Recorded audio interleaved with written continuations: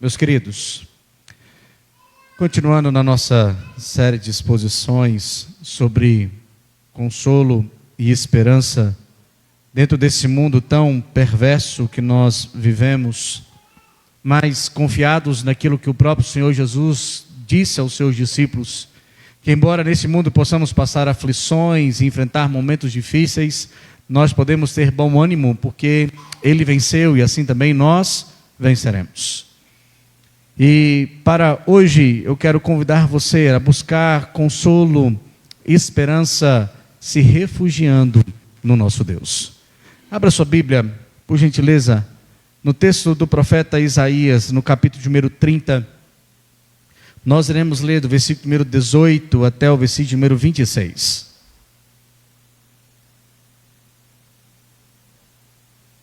Livro do profeta Isaías, capítulo de número 30, do versículo de número 18 ao versículo de número 26.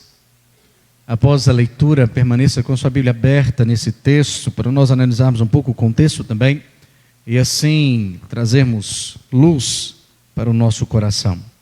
A palavra do Senhor diz assim: por isso, o Senhor espera para ter misericórdia de vós, e se detém para se compadecer de vós, porque o Senhor é Deus de justiça, bem-aventurados todos que nele esperam. Porque o povo habitará em Sião, em Jerusalém, tu não chorarás mais, certamente se compadecerá de ti a voz do teu clamor, e ouvindo a ti responderá. Embora o Senhor vos dê pão de angústia e água de aflição, contudo, não se esconderão mais os teus mestres, os teus olhos verão os teus mestres. Quanto de desviares para a direita e quanto de desviares para a esquerda, os teus ouvidos ouvirão atrás de ti uma palavra dizendo: este é o caminho, andai por ele. E terás por contaminados a prata que recobre as imagens esculpidas e o ouro que reveste as tuas imagens de fundição. Lança-las fora como coisa imunda, e a cada uma dirás: fora daqui. Então o Senhor te dará chuva sobre a tua semente, com que semeares a terra, como também pão, como produto da terra, o qual será farto e nutritivo. Naquele dia o teu gado pastará em lugares espaçosos. Os bois e os jumentos que lavraram a terra comerão forragem com sal, alimpada com pá e forquilha. Em todo o monte alto e em todo o outreiro elevado haverá ribeiros e correntes de águas, no dia da grande matança, quando caírem as torres. A luz da lua será como a do sol, e a do sol 7 vezes maior, como a luz de 7 dias, no dia em que o Senhor atar a ferida do seu povo e curar a chaga do golpe que ele deu. Amém. Ao ler as Escrituras, principalmente no livro dos Salmos, é comum nós observarmos os salmistas em seus tempos de lamento, de dor, buscar refúgio. E um texto de maneira mais específica que eu quero ler com os irmãos, você não precisa abrir, mas eu quero ler, se encontra num salmo bem conhecido, que é o salmo de número 46. O salmista assim nos diz: Deus é o nosso refúgio e fortaleza, socorro bem presente nas tribulações. Portanto, não temeremos ainda que a terra se transtorne e os montes se abalem no seio dos mares, ainda que as águas tumultuem e espumejem, e na sua fúria os montes se estremeçam. Há um rio cujas correntes alegram a cidade de Deus, o santuário das moradas do Altíssimo. Deus está no meio dela, jamais será abalada. Deus a ajudará desde antemanhã. Brama as nações, reinos se abalam. Ele faz ouvir a sua voz e a terra se dissolve. O Senhor dos exércitos está conosco. O Deus de Jacó é o nosso refúgio. O salmista continua. É tão importante, tão belo perceber que em outros salmos, essa mesma atitude do salmista de número 46, ele fala da sua experiência e bem como também da sua esperança de encontrar no Senhor refúgio. Mas essa não foi a postura de Israel. Essa não foi sempre a maneira pelo qual Israel conduziu a sua vida. Por muitas vezes, Israel não buscou o Senhor como seu refúgio. Israel não se colocou debaixo das asas daquele que tem o todo poder para proteger e para resguardar as suas vidas. Israel deixou de confiar no braço forte do nosso Deus. E o texto que nós lemos, no versículo número 18, ele começa aqui nos trazendo uma nova história. Se você olhar mais uma vez para o versículo 18, ele começa dizendo, por isso, o que nos leva a entender que o texto, ou que Isaías está continuando uma mensagem, mas mudando o foco dela. E para isso nós precisamos perguntar para Isaías, por isso o que, Isaías?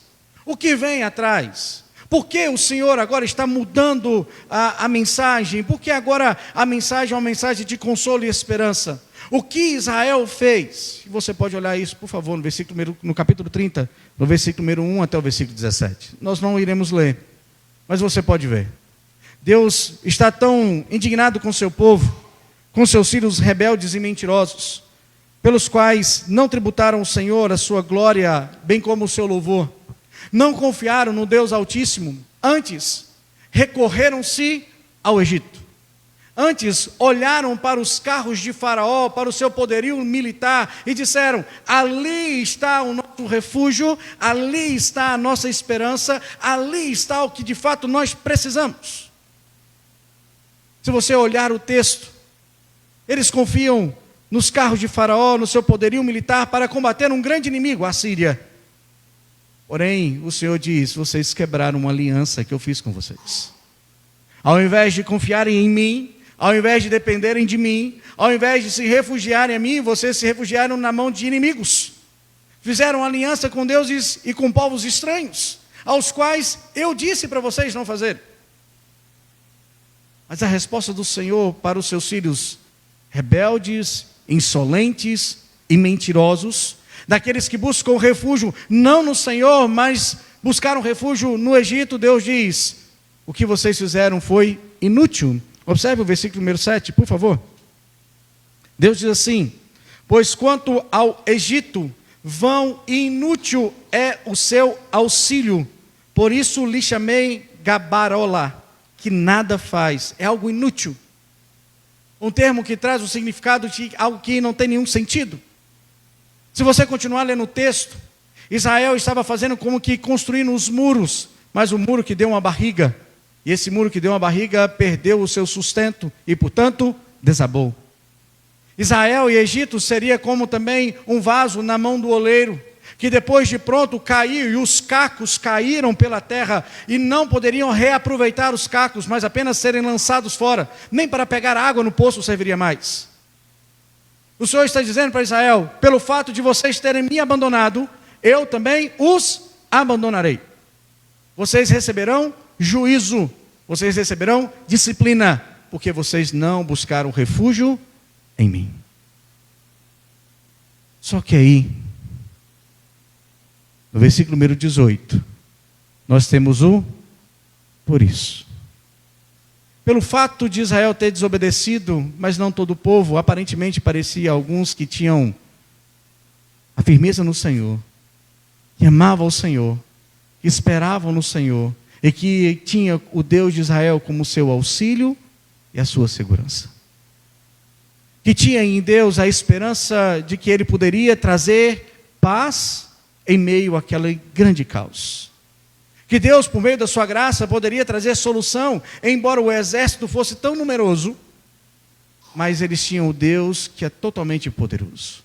Eles lembravam das histórias, ao invés de buscarem no Egito, eles buscam no Deus que venceu o Egito, abrindo o Mar Vermelho, fazendo um povo sair daquela terra aos pés enxutos, sem derramar uma gota de sangue sequer. Esse Deus todo-poderoso, pelo qual venceu batalhas e fez com que o povo, sem ser guerreiro por natureza, entrasse na sua terra tão prometida e gozasse de vida de bênçãos. Esse Deus maravilhoso que fez com que o povo fosse próspero. Mas este povo, por muitas vezes, não se refugiou no Senhor Deus. Eu penso E a mesma realidade que Israel vive ou viveu no passado, por muitas vezes, também é nossa realidade.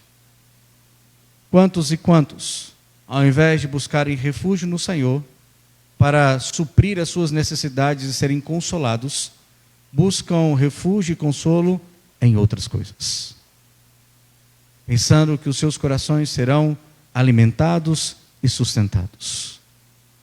Mas nessa noite eu quero trazer a você a memória, de fato, daquilo que te traz esperança, para que você possa olhar para esse texto e mais uma vez se refugiar no Deus Todo-Poderoso e usufruir de bênçãos maravilhosas daqueles que se refugiam no Senhor. E olhe, por favor, mais uma vez, para o versículo número 18. Primeira questão que eu quero trazer para os irmãos aqui, olhando para esse texto, é que aqueles que buscam refúgio no Senhor, que esperam no Senhor, que têm o Senhor Deus como o Deus de Israel, como aquele que é o governador da sua vida, experimentam e desfrutam desse Deus gracioso, de suas misericórdias. Olha o texto. Por isso o Senhor espera para ter misericórdia de vós, e se detém para se compadecer de vós, porque o Senhor é Deus de justiça. Bem-aventurados todos aqueles que nele esperam. Havia remanescentes em Israel que confiavam no Senhor, e por isso o Senhor não derramou totalmente a sua ira e a sua disciplina. Ele estava esperando para agir com misericórdia, porque alguns olhavam para o Senhor e se refugiavam nele.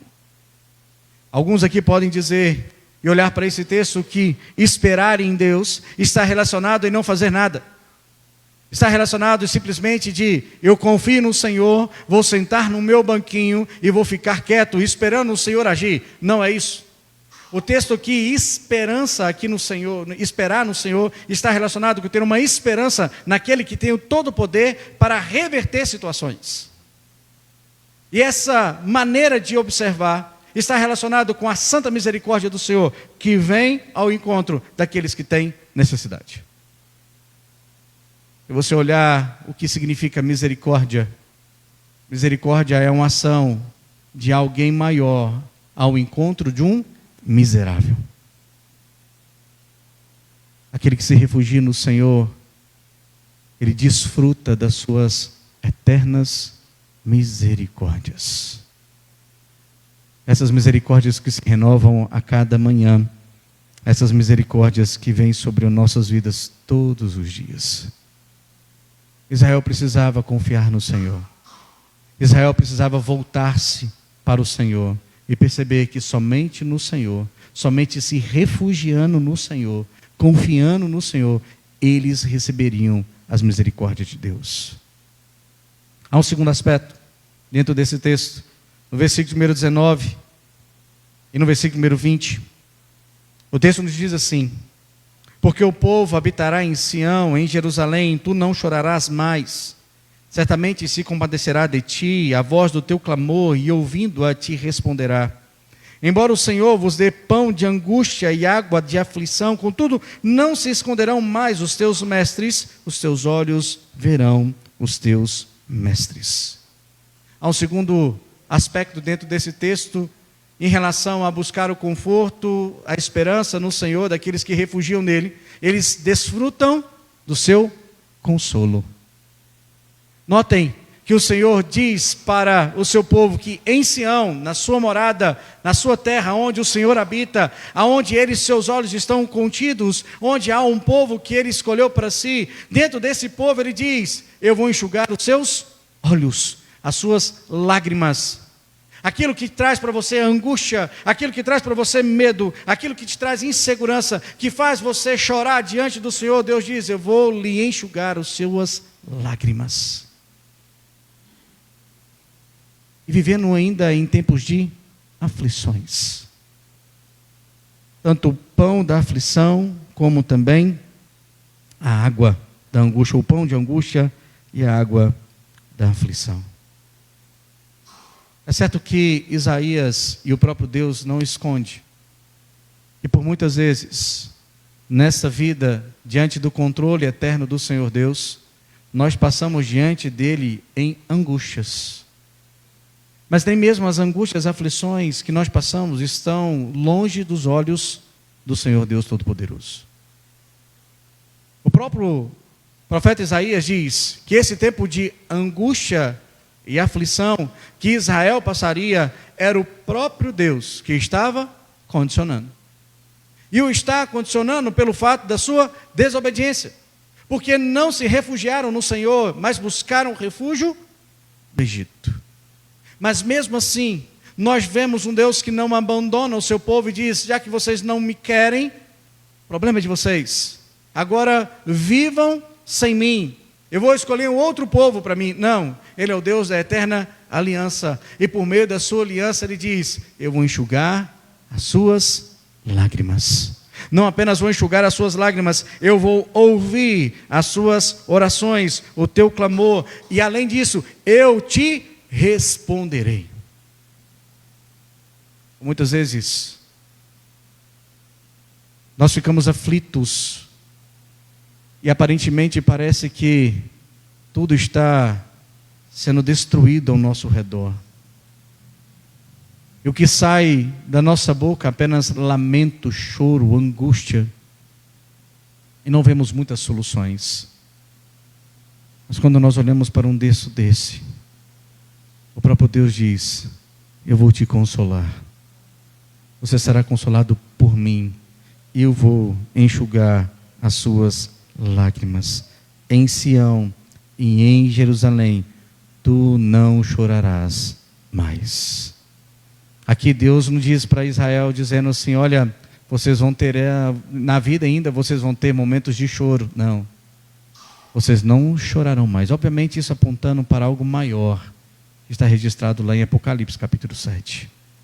A volta de Cristo Jesus, quando Ele enxugar todas as lágrimas, e onde não haverá mais tristeza, não haverá mais angústia, não haverá mais dor nem enfermidade, porque todas as coisas passaram. E Ele mesmo nos consola, nos conforta. Como é bom saber que se nós buscarmos ao Senhor, nós buscarmos refúgio nele, nós encontrarmos diante dele, Ele vem até nós e nos consola. Ele não nos deixa aflito, Ele não nos deixa sem esperança, mas é por muitas vezes nós que não o buscamos verdadeiramente. Há um terceiro aspecto que eu quero tratar com os irmãos aqui também dentro desse texto, antes de fazer algumas aplicações. Aqueles que buscam refúgio no Senhor, eles são direcionados pelo próprio Deus. Eles não vivem sem a direção, eles não vivem sem uma condução, eles não vivem pela sua própria sorte. Pelo contrário, o próprio Deus os guia. Observe, por favor, versículo número 21. Quando te desviares para a direita e quando te desviares para a esquerda, os teus ouvidos ouvirão atrás de ti uma palavra dizendo: este é o caminho, andai por ele. Obviamente Isaías não está dizendo que durante esse tempo da nossa vida, e Deus também não está dizendo que por muitas vezes nós vamos andar em caminhos errados. Nós vamos escolher direções que não agradam ao Senhor. Nós vamos tomar atitudes pelas quais nos distancia do nosso Deus. Nós iremos tomar posições que não glorificam o nome do Senhor, pelo contrário, nos torna cada vez mais inimigos dele. Mas como é gracioso, quando nós temos o Senhor como nosso Deus, como aquele que é o nosso refúgio e fortaleza em todos os momentos de atribulações e dificuldades. O próprio Deus nos guia. Ele não nos abandona, embora por muitas vezes andando em locais contrários à sua vontade. Ele diz e chega no nosso ouvido e diz: não ande por esse caminho, aqui é onde você deve andar. O seu Santo Espírito nos incomoda e nos leva de novo para o centro da vontade de Deus. Por quê? Porque o nosso Deus não nos abandona, mesmo por muitas vezes andando errado. E Ele fez isso através do seu Filho. Quando nós lemos o texto de João, capítulo número 14, quando ele está conversando com seus discípulos, falando sobre a sua morte, a sua ressurreição, ele está indo para o Pai preparar lugar, e Tomé questiona: mas Senhor, para onde o Senhor vai? Nós nem sabemos o caminho. E o Senhor Jesus diz: eu sou o caminho, a verdade e a vida. Ninguém veio ao Pai a não ser por mim. Ok, nós sabemos quem é o caminho, pastor. Jesus é o caminho, Ele já direcionou para nós. Nós temos a vida eterna nele, Ele nos conduz no caminho. Mas por muitas vezes nós somos levados por outros ventos e nossos desejos, nossas escolhas nos afastam de Deus. E você continua lendo o texto de João e o Senhor diz: eu não vou deixar vocês só. Eu vou dar para vocês o Consolador. Ele virá, Ele estará com vocês, Ele vai falar no seu ouvido, Ele vai te mostrar o que é pecado e a justiça e te levará ao encontro de Cristo mais uma vez. Aqueles que se refugiam no Senhor não vivem pela sua própria sorte, não estão abandonados, pelo contrário, são pastoreados e guiados pelo próprio Deus. Há mais um. Hoje o sermão não está muito presbiteriano, não se importem com isso. Mas há mais um aspecto dentro desse texto. Que aqueles que se refugiam do Senhor são por Ele sustentados de maneira graciosa, de maneira poderosa e de maneira próspera. Observe, por favor, versículo de número 23 e versículo número 24. E versículo 25, assim diz o texto: então o Senhor te dará chuva sobre a tua semente, com a que semeares a terra, como também um pão com o produto da terra, o qual será farto e nutritivo. Naquele dia o teu gado pastará em lugares espaçosos. Os bois, os jumentos que lavraram a terra comerão forragem com sal, alimpada com pá e forquilha. Em todo monte e em todo outreiro elevado haverá ribeiros e correntes de água no dia da grande matança, quando cair as torres. O Senhor volta para o seu povo, para aqueles que precisam de esperança, para aqueles que precisam de consolo. O Senhor volta para o seu povo, daqueles que se refugiam, e diz: eu os sustentarei. Não é tão comum ver tanta água no deserto. Na verdade, é mais propício momentos de seca, momentos em que a escassez de água era comum naquele tempo. Mas quando você olha para o texto, o Senhor diz: eu vou derramar sobre vocês torrentes de água. Não haverá falta de água. Você vai ser próspero. Você vai plantar e vai colher. Eu vou dar a chuva no tempo certo. O pão na sua mesa não vai faltar, porque eu te sustentarei.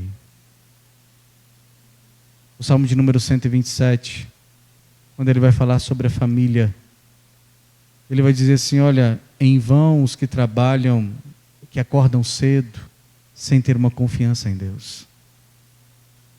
É inútil os levantar de madrugada, comer o pão que penosamente granjeastes.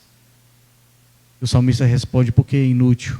Porque aos seus amados Ele dá enquanto dormem, enquanto se refugiam no Senhor Deus. Quando nós temos essa disposição de nos refugiar no Senhor, de encontrar no Senhor a segurança para as nossas vidas, nós somos não apenas consolados, mas nós somos nutridos, sustentados e somos prósperos diante do Senhor Deus. Eu posso ter a plena certeza que praga nenhuma chegará à minha tenda. Eu posso ter a plena certeza que o Senhor enviará os seus anjos para me guardar. Eu posso ter a plena certeza que o Senhor me conduzirá, e dentro dos meus celeiros sempre terão fartura. O que Israel precisava era confiar no Senhor e depositar nele a sua esperança. O que Israel precisava era desfrutar do Senhor Deus e se refugiar nele. Mas uma outra lição, e aqui eu termino com as lições desse texto para aplicar no seu coração. O versículo número 26, o texto nos diz que aquele que se refugia no Senhor é por Ele curado. Observe o texto. A luz da lua será como a do sol, e a do sol 7 vezes maior, como a luz de 7 dias, no dia em que o Senhor atar a ferida do seu povo e curar a chaga do golpe que Ele deu. A esperança de Israel é saber que nós temos um Deus que cura, que liberta, e traz para nós refrigério, e traz para nós esperança. Talvez você pode entender esse texto de maneira errada, pensar que aqui o Senhor está falando de uma cura física. Não. O Senhor jamais prometeu que ia curar as nossas feridas no aspecto físico, embora Ele faça. Embora no Novo Testamento você percebe as ações de Cristo curando, libertando, mostrando a sua graça para cegos, coxos, mudos, surdos. Nós vemos isso no ministério do Senhor Jesus. Mas em nenhum momento das Escrituras o Senhor diz: eu vou curar todas as suas feridas físicas. Porque o reino do Senhor não consiste apenas no aspecto físico. O reino do Senhor consiste em aspecto espiritual. E Ele veio não para curar a nossa ferida da carne, em primeiro lugar. Ele veio curar as nossas chagas espirituais. A cura que o Senhor pretende e dá para Israel, uma cura espiritual, Ele diz: eu vou purificar todos vocês. Vocês serão curados, sarados. A ferida que há em vocês será transformada e você não haverá mais. Porque o Senhor Deus, de maneira graciosa, veio ao seu encontro e te curou. Me permita fazer algumas aplicações nesse texto. Para a minha vida e para a sua vida, no entendimento de que quando nós buscamos refúgio no Senhor, nós somos consolados. Às vezes, como eu disse no início, nós nos portamos como Israel.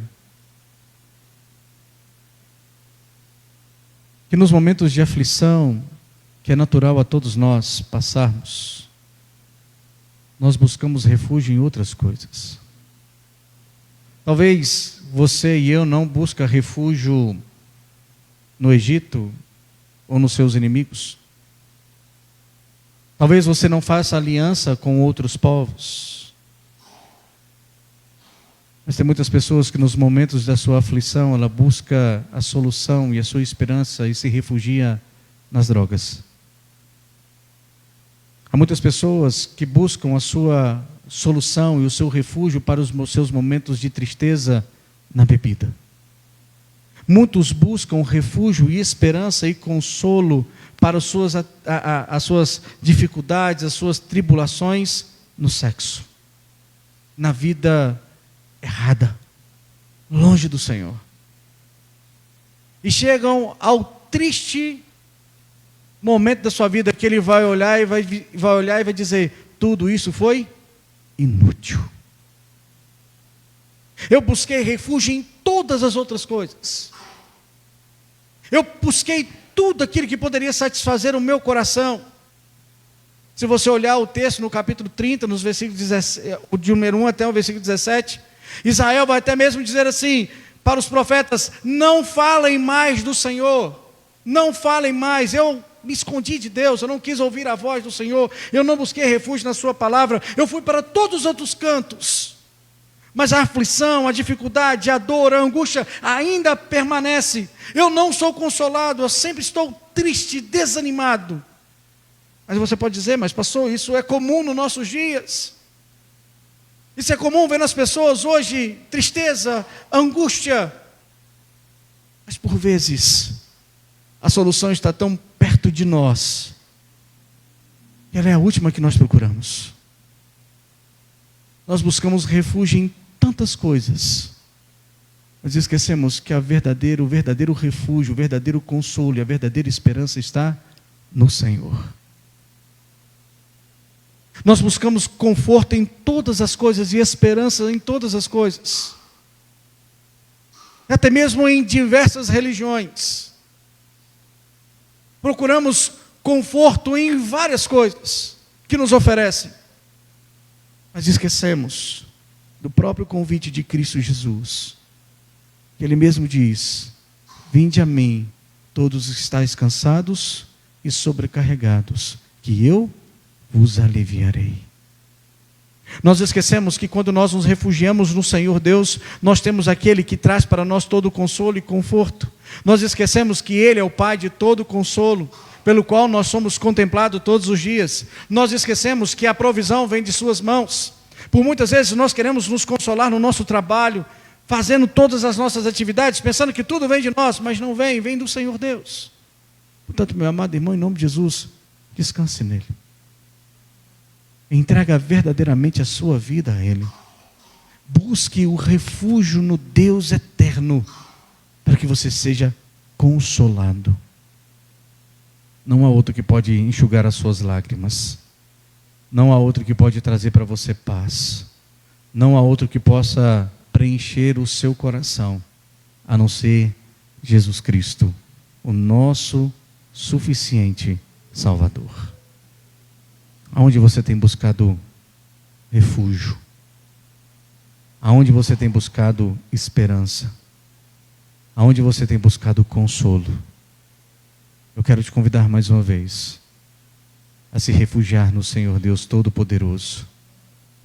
Ele tem poder, Ele tem graça, e Ele que te convida com misericórdia. E Ele te consola, trazendo paz ao seu coração, enxugando as suas lágrimas. Que Ele vem com você, sobre você com poder e graça, te sustentando de maneira poderosa. E além disso, Ele traz cura ao seu coração. Eu quero orar por você. Eu quero interceder diante de Deus pela sua vida. E assim também intercedendo pela minha vida. Para que em todo momento nós possamos buscar refúgio no Senhor. E saber que no nosso Deus nós encontramos esse verdadeiro consolo e esperança.